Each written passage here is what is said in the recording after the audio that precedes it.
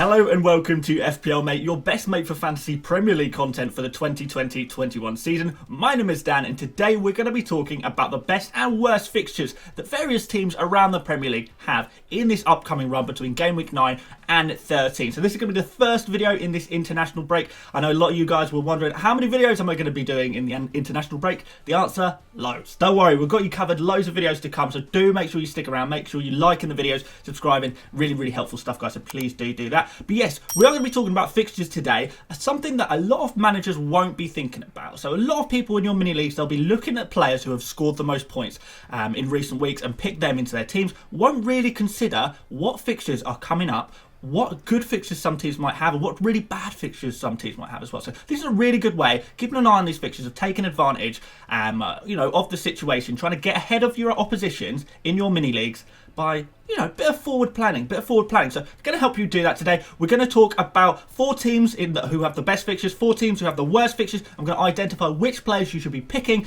and which players you should be selling. So it's kind of like a buy, sell, keep, avoid video, but all based around fixtures. So let's get cracking on and let's start off with the best fixtures from game week 9 to game week 13. Let's go.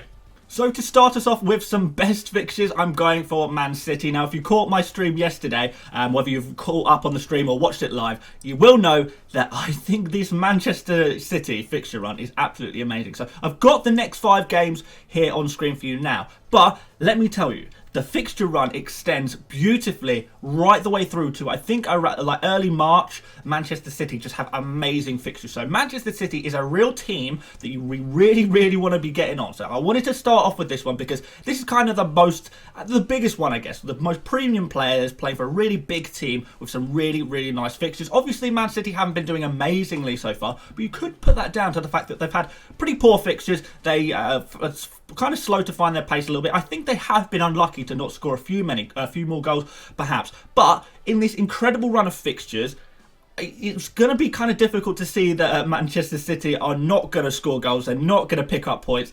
It's got to happen, surely. So I've got fixtures here in front of us. Tottenham first. Tottenham Hotspur, it's going to be a kind of a tricky game, we know that. But after that, Burnley, Fulham, Manchester United, which is going to be the big derby game, and then West Brom. So all in this sort of period of 5 games, Burnley, Fulham and West Brom, all at home as well. So that is looking super nice. Now, the great thing about this is that we don't need to get in City players right this second. We don't need to get them in right this second. We've got this Tottenham game to think about it, consider our options, and then we can go in after the after the Spurs game, ready for the Burnley and Fulham games. That's when we can hop on to Manchester City. And trust me, guys, and you can go look it up yourself, the fixtures look really good for a really long time. So the key players we're going to be looking at is Aguero. Aguero is probably going to be fit after the Tottenham game. So that's a player we can think about perhaps, in a couple of weeks' time. But then you've got KDB and Sterling, the big guys as well there. I think out of the KDB and Sterling, I'm slightly leaning on the side of Sterling. Sterling is a player I'm looking at bringing into my team, just because Sterling he usually plays a lot better, scores more goals and maybe more assists too when Manchester City are playing these weaker teams. KDB is more of a big game player, I guess. Sterling is he can perform in the big games obviously, but whereas KDB will score you more points in the big games, Sterling is probably more likely to get you points in the smaller games, but there's not too much in them. To be fair, they're pretty evenly matched. I do think Sterling is going to come a little bit better when there is a true striker in that Manchester City team. When Gabriel Jesus is playing, when Aguero is playing, I think Sterling is going to benefit from that as well. So I am expecting him to kick on a little bit. So I'd like to get ahead of the curve, sort of ahead of the crowd, I guess, and get in Sterling in my team. And then obviously on the end, I've written down Cancelo as well. The thing with Cancelo is he guaranteed to start when Mendy is back fit? So Mendy is obviously back in training now. Is he going to come in into that Manchester City side and take that left back's place back for himself? I'm not sure, because Cancelo, he has been playing so well. Is he undroppable? I don't know, but that means that Kyle Walker is going to be dropped. Are they even going to play a true left back? I'm not exactly sure. I'm not exactly sure how that's going to happen. So the uncertainty around it makes me a little bit hesitant to go for him. You could go for Diaz, I suppose. He's a little bit more expensive, Diaz. And all Diaz is going to do is get you 6 points for clean sheets every game week. He's not really going to get goals. He's not really going to get assists. Probably not even going to get any bonus points either. So that's not really a massively effective transfer. But you could go for him as well. But those are the players you probably want to be looking at targeting. Completely up to you. Have a look at that, guys, and think about it. So next up, Aston Villa. They've got Brighton, West Ham, Newcastle, Wolves and Burnley. So really nice fixtures there. I think particularly from a defensive point of view, there are some really nice fixtures as well. So Brighton, Wolves and Burnley and Newcastle, to be fair as well. All very low scoring teams. We could take advantage of that. To be fair, West Ham, you could potentially consider them a low scoring team as well, depending on the fitness of like Antonio.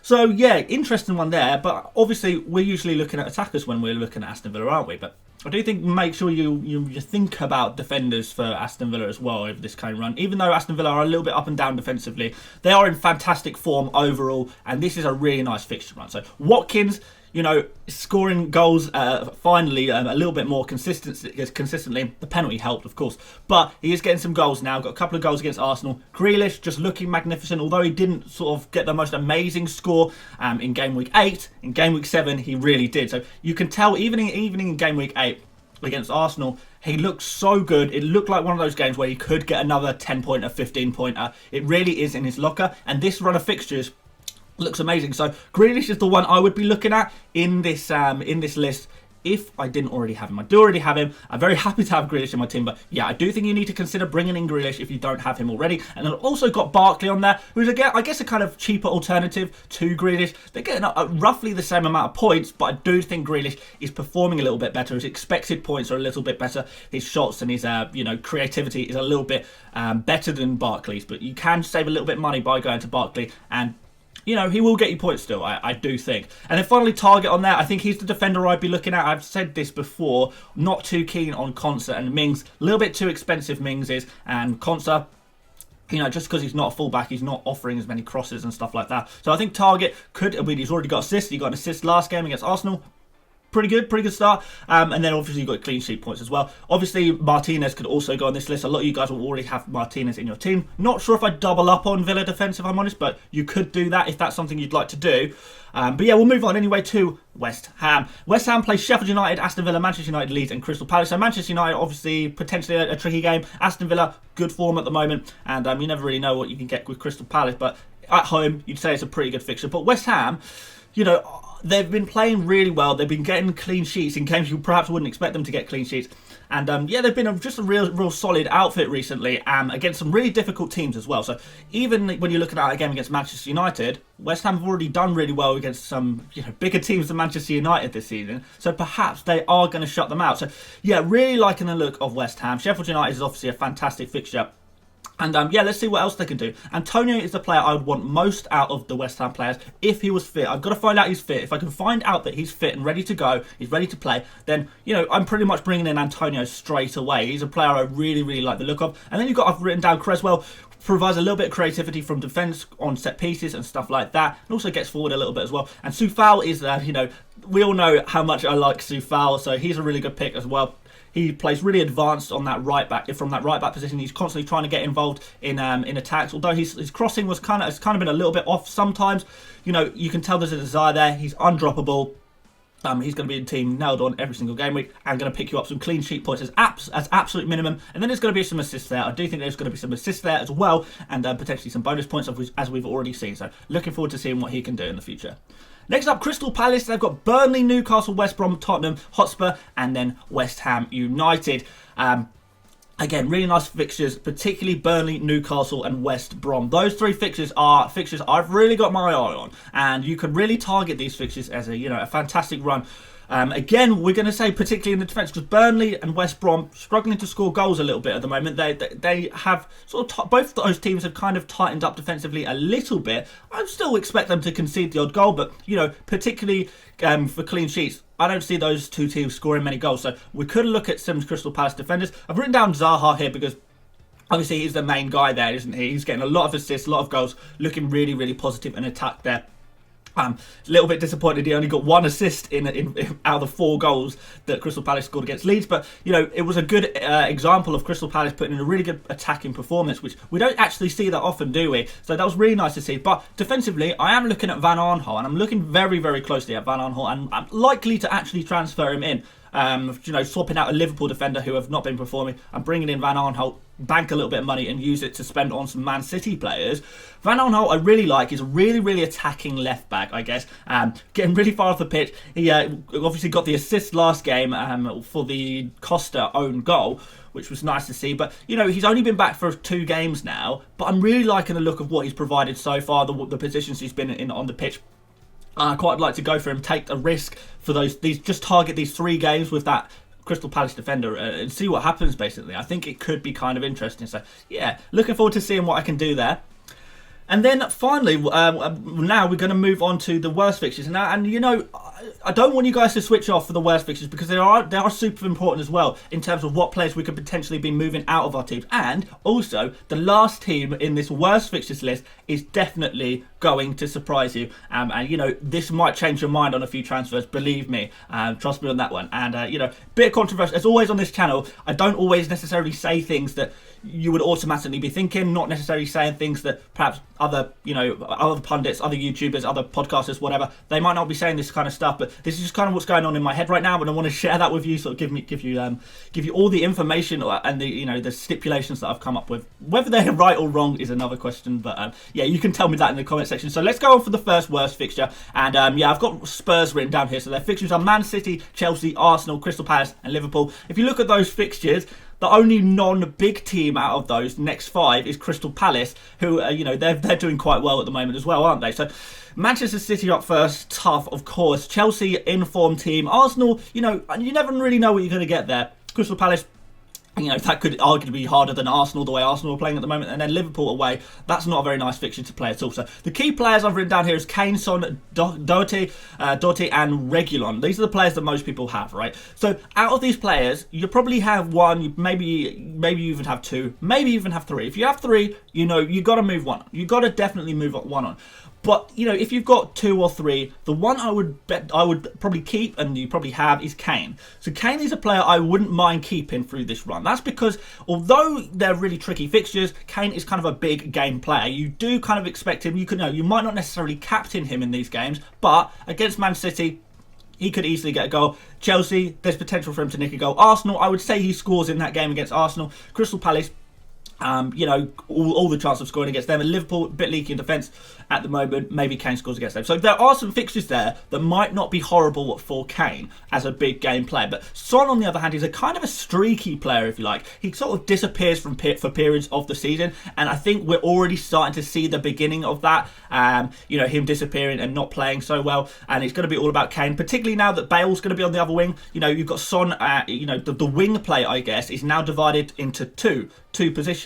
Son and Bale on either wing, and Kane is obviously the spearhead of that, so he's all good still. But whereas Kane might always be passing to the left out to Son, now he's got Bale on the other side, obviously a huge name, going to do bits on that side as well. So yeah, Kane I'll be happy with keeping. Son I would probably want to remove from my team, and then Doherty and Reguilon, I think they might have to go as well, to be honest, if I had them in my team. But yeah, Son is the guy I'm looking at taking out in the very, very near future. So next up, Fulham. I don't know if you guys have any Fulham players, but I've written down Mitrovic and Lookman. I know a few of you would have Mitrovic and Lookman. I mean, if you've not considered taking out Lookman after, the penalty last week, then perhaps this will convince you. So next fixtures up are Everton, Leicester, Man City, Liverpool, and Brighton and Hove Albion. Everton, not really sure what you're going to get with Everton at the moment. They're a bit up and down, but I do expect them to sort of start to come back to a little bit of form when they've got all of their players back. And, Fulham have been a pretty weak team in general, to be honest. Leicester, pretty relatively solid, I guess. They're doing okay. They're doing okay in the tables. They're not. I think they are higher in the table than how good they are suggests, but that's a conversation for another time. Man City and Liverpool in a row is never something you like to see when you've got a player in your team. And then Brighton have been, not actually conceding that many goals, shutting opponents out pretty well somehow. Maybe it's just because they have so much of the ball. I don't know, but not a lot of teams have been scoring very many goals against Brighton. So if you've got Mitrovic, if you've got Lookman still, I think it's time for them to go. I think there are some other options you could be going for instead of, particularly Mitrovic. I know a few of you guys will have Mitrovic. It's time to go, I think. The ship has sailed from these Fulham options. So, yeah, let's move on to Wolves. Wolves is a team that a few of you, I'm sure, will be invested in. They've got Southampton up next. Southampton in excellent form at the moment, aren't they? Arsenal, Liverpool, Aston Villa, informed team, Aston Villa, and then Chelsea, of course. So there's going to be some difficult games in there, definitely. And I would not be fully convinced, particularly if I had Wolves defenders. Now, let me tell you who I've written down here. So Jimenez, I think, is a little bit expensive to hold through this run, particularly when there's some other options. Everton don't have bad fixtures, for example. You might want to hop on, Ollie Watkins, for example. He could be someone you want to jump on for Aston Villa's really good run of fixtures. So yeah, not necessarily worth holding on to Jimenez, I don't think, through this run. Traore, if you still have him, you're a lunatic. Why do you still have him? Get him out of your team. He needs to go. Saiss, I've spoken enough about Saiss by now that you'll know it's time for him to go. He's not anywhere near nailed on anymore. Will he get a start again? I imagine he will get a start at some point or another. But right now he's out the team. It's not worth holding on to him for the amount of money he is. Let's switch him out. Let's bring in a defender from one of the teams who have good fixtures, maybe. You can think about doing that. Kilman, because he's so cheap, I would be happy with just leaving him on the bench for now. Unless Kilman is a player to be honest, even if Kilman is a player that you are depending on, he could be worse. Just because he's so cheap, he doesn't need to get you loads of points, so you don't need to worry about that so much.